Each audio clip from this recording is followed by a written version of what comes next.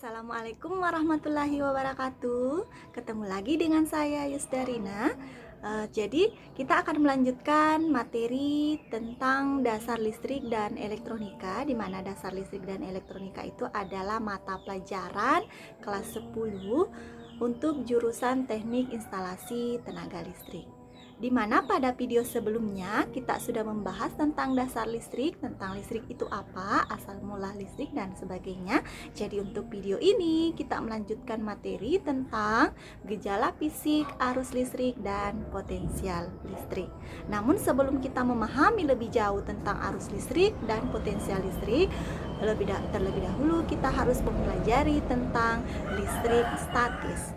Jadi pada video kali ini saya akan membahas tentang listrik statis dan hukum Coulomb. Disimak ya videonya.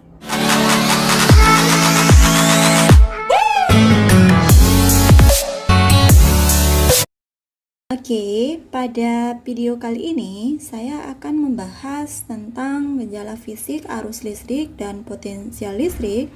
Materi ini adalah materi mata pelajaran dasar listrik dan elektronika SMK kelas 10 jurusan teknik instalasi tenaga listrik. Sebelum kita memahami tentang arus listrik dan potensial listrik, maka terlebih dahulu kita harus memahami tentang konsep dasar arus listrik. Nah, di mana listrik itu terbagi menjadi dua, ada namanya listrik statis. Statis artinya diam kan? Jadi listrik statis adalah listrik yang tidak mengalir atau tetap. Nah, selain listrik statis, ada juga namanya listrik dinamis. Dinamis itu kan artinya bergerak. Jadi kalau listrik dinamis artinya listrik yang mengalir, dalam hal ini adalah arus listrik. Oke.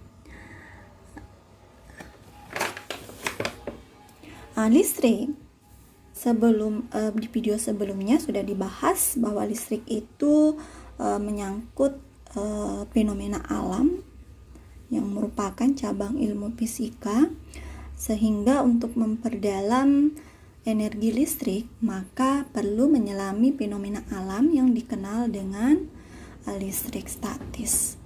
Nah, listrik dapat diketahui hanya melalui dampak atau efek yang ditimbulkan oleh muatan listrik, arus listrik, medan listrik, dan magnet listrik.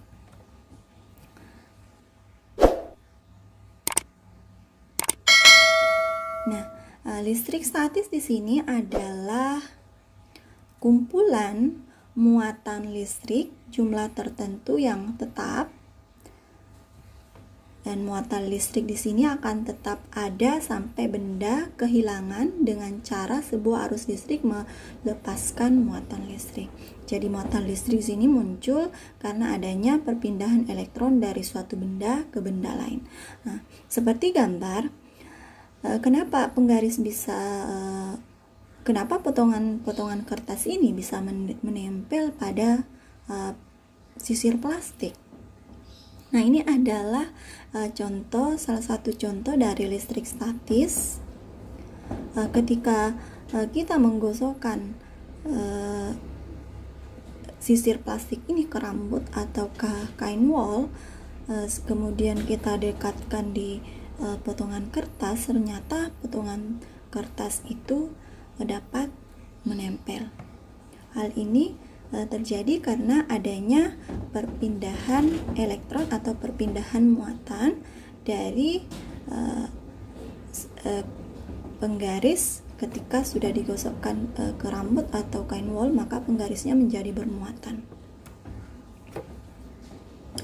Nah, ini adalah salah satu gejala kelistrikan pada suatu benda, namun tidak secara langsung, atau benda tersebut tidak dialiri arus listrik. Oke, kita lanjutkan ke fenomena listrik statis. Seperti gambar sebelumnya, ini adalah gambar pertama gambar pertama adalah balon ketika didekatkan di rambut ternyata rambutnya bisa menempel. Nah, ini balon ketika kita gosok ke entah kain wol atau kain sutra, kemudian didekatkan di rambut, nah rambutnya bisa menempel atau bisa tertarik. Kemudian gambar kedua itu adalah penggaris jika digosok di rambut kemudian didekatkan potongan kertasnya juga menempel. Kemudian sisir plastik yang sudah digosok ternyata potongan kertasnya juga menempel. Nah, proses terjadinya listrik statis ini karena adanya muatan atom yang tidak sejenis. Lanjut ke fenomena gaya listrik. Nah, gaya kelistrikan ini banyak kita temui dalam kehidupan sehari-hari dan hanya bisa dirasakan dalam waktu singkat. Namun, gejala kelistrikan ini dapat terjadi karena adanya kumpulan arus atau muatan listrik, namun jumlahnya yang masih statis atau tetap. Dan gejala kelistrikan ini tidak berlangsung lama karena tidak ada listrik yang mengalir di permukaan benda. Terlebih lagi kalau gejala ini biasanya dilakukan pada benda-benda mati atau pasif yang tidak dialiri arus listrik. Oke, lanjut. Pada gambar bisa diperhatikan gambar ada dua muatan positif dan perhatikan gambar pertama ya, keduanya bermuatan positif, gambar keduanya muatan negatif. Ternyata ketika didekatkan kedua muatan itu saling menjauh ya, artinya dia saling tolak menolak. Sedangkan gambar ketiga muatannya tidak sejenis, satu bermuatan positif, satu bermuatan negatif. Ternyata kedua muatan itu akan tarik menarik.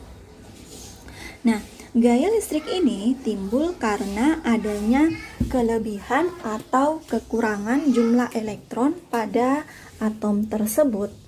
Bila salah satu atom bermuatan positif dan atom lain yang bermuatan negatif, maka terjadi gaya tarik antar keduanya. Sebaliknya, bila kedua atom bermuatan sama, maka terjadi gaya tolak antar keduanya. Oke, bicara mengenai gaya tolak menolak atau gaya tarik menarik, ini dikenal dengan hukum Coulomb yang ditemukan oleh Charles Coulomb. Nah, seperti gambar tadi, nah gambar ini juga memperlihatkan tentang kedua benda jika muatan positif dan muatan negatif didekatkan, maka muatannya akan tarik menarik. Sedangkan gambar kedua dan ketiga muatannya sejenis, dia akan tolak menolak.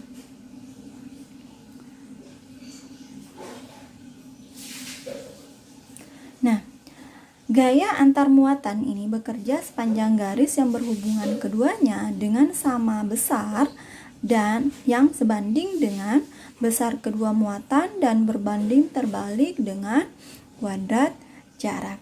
Nah, inilah yang dikenal dengan bunyi hukum Coulomb. Dalam artian bahwa gaya tolak menolak atau gaya tarik menarik antar kedua muatan sebanding dengan muatan tersebut dan berbanding terbalik dengan kuadrat jarak antar keduanya. Nah, perhatikan gambar sama tadi ya. Ini ada muatan pertama yang disimbolkan dengan Q1, muatan kedua bermuatan positif yang disimbolkan dengan Q2 terpisah sejauh R. Nah, bisa dilihat gambarnya tanda panahnya ini adalah gaya tarik menarik. Kemudian gambar kedua muatannya sejenis, Q1 muatan pertama negatif, Q2 muatan kedua juga negatif, terpisah sejauh R, maka ini adalah gaya tolak menolak. Nah, di mana dituliskan dalam bentuk persamaan F sama dengan K Q1 kali Q2 per R pangkat 2. Ini adalah persamaan hukum kolom atau biasa disebut dengan gaya kolom. Jadi, gaya kolom atau gaya tarik-menarik atau gaya tolak-menolak antar kedua muatan sebanding dengan muatan masing-masing dan berbanding terbalik antar kedua dan berbanding terbalik dengan kuadrat jarak antar kedua muatan tersebut.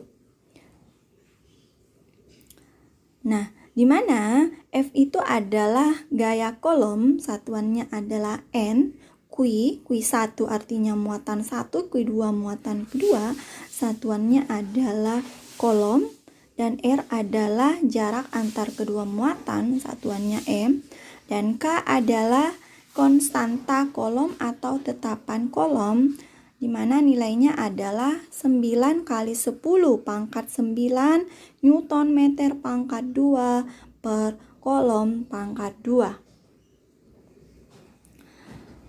Nah, untuk lebih memahami tentang hukum kolom, kita lanjut ke contoh hukum kolom atau penerapan hukum kolom. Gambar pertama ini adalah ketika kita membereskan rambut, seringkali ada rambut yang berdiri atau bergerak dan biasanya akan mudah mengikuti alur yang diarahkan. Misalnya kalau kita pakai sisir akan mudah mengikuti alur yang diarahkan sisir. Nah, dalam kondisi menyisir akan ada interaksi yang terjadi antara rambut dan sisir, dan kondisi ini merupakan salah satu penerapan hukum kolom dalam kehidupan sehari-hari. Kemudian gambar kedua ini adalah batang kaca yang digosokkan dengan menggunakan kain sutra atau biasa juga kita menggunakan penggaris yang digosok dengan kain sutra. Ini akan memiliki muatan listrik, dan penggaris bermuatan listrik ini jika didekatkan dengan potongan kertas, maka akan membuat potongan kertas itu menjadi tertarik atau menempel pada penggaris atau batang kaca. Nah, hal ini menandakan adanya hubungan interaksi antara batang kaca atau penggaris dengan kertas. Nah, biasanya kan kita menggunakan potongan kertas yang kecil ya. Kemudian gambar ketiga ini adalah elektroskop. Nah, elektroskop ini adalah salah satu alat yang sengaja diciptakan untuk mengetahui jenis muatan suatu benda. Dan alat ini banyak digunakan oleh para ilmuwan yang sedang meneliti. Tarik-menarik atau tolak-menolak suatu benda akan menghasilkan jenis muatan yang berbeda, dan dengan elektroskop dengan menggunakan elektroskop pendeteksian menjadi lebih cepat. Kemudian penangkal petir, di mana kita ketahui bahwa petir ini merupakan fenomena alam yang sangat membahayakan bagi manusia dan datang secara tiba-tiba. Dan ini datangnya petir sangat cepat sehingga sangat sulit untuk diprediksi. Oleh karena itu ada alat yang namanya penangkal petir. Ini yang memiliki peranan untuk mencegah hadirnya petir dan menjaga keselamatan. Nah, muatan listrik yang memiliki kutub positif akan memiliki resiko kerusakan tinggi di bumi, dan penangkal petir ini menjadi salah satu penerapan hukum kolom dalam kehidupan sehari-hari. Oke, untuk lebih memahami tentang hukum kolom, perhatikan contoh soal berikut ini. Ketika ada dua muatan yang sejenis dan mempunyai muatan dengan 3 kali 10 pangkat minus 6 kolom dan 6 kali 10 pangkat minus 6 kolom dengan jarak 3 cm, seberapa besarkah gaya listrik yang dihasilkan pada setiap muatan? Jadi, untuk mengerjakan soal ini, kita menggunakan persamaan hukum kolom. Oke. Jadi langkah pertama kita menuliskan dulu nilai-nilai yang diketahui. Nah, jadi diketahui muatan pertama disimbolkan dengan Q1 3 kali 10 pangkat minus 6 kolom. Q2 muatan kedua 6 kali 10 pangkat min 6 kolom. Kemudian jarak 3 cm, karena di sini cm kita harus ubah ke meter. Cm ke meter itu dibagi 100, sehingga dituliskan dalam bentuk notasi ilmiah 3 kali 10 pangkat min 2, atau bisa juga ditulis 0,03 meter. Dan K adalah tetapan kolom 9 kali 10 pangkat 9 Newton meter pangkat 2 per kolom pangkat 2. Nah, cara untuk menyelesaikannya kita menggunakan persamaan gaya kolom atau hukum kolom yang disimbolkan FC sama dengan K kali Q1 kali Q2 per R pangkat 2. Jadi setelah itu kita masukkan nilai-nilainya. 9 kali 10 pangkat 9 kali 3 kali 10 pangkat min 6 kali 6 kali 10 pangkat min 6 per 9 kali 10 pangkat min 4. Nah, ini 9 kali 10 pangkat min 4 itu dari mana? Oke, dari R pangkat 2 ya, dimana diketahui R-nya kan 3 kali 10 pangkat min 2. Kalau 3 kali 10 pangkat min 2, kita pangkat 2 kan, 3 pangkat 2 kan 9. 10 pangkat min 2 kita pangkat 2 kan, maka pangkatnya dikali 2. Min 2 dikali 2 dapat min 4. Sehingga di sini per 9 kali 10 pangkat min 4. Nah, kemudian 9 kali 10 pangkat 9 ini tetap diturunkan ke bawah. Kemudian yang dikali adalah 3 kali 6. 3 kali 6 dapat 18. 10 pangkat min 6 kali 10 pangkat min 6. Maka di sini karena perkalian bilangan berpangkat, maka pangkatnya dijumlah. Min 6 ditambah min 6 dapat min 12 per 9 kali 10 pangkat min 4. Kemudian kita kalikan semuanya. Nah, 9 kali 18, 9 kali 18 itu kan hasilnya 162.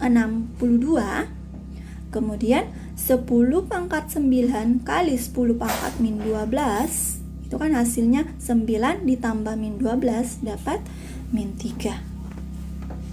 Nah, sehingga hasilnya 162 kali 10 pangkat min 3 per 9 kali 10 pangkat min 4. Nah, 162 dibagi 9 itu kan hasilnya 18 ya.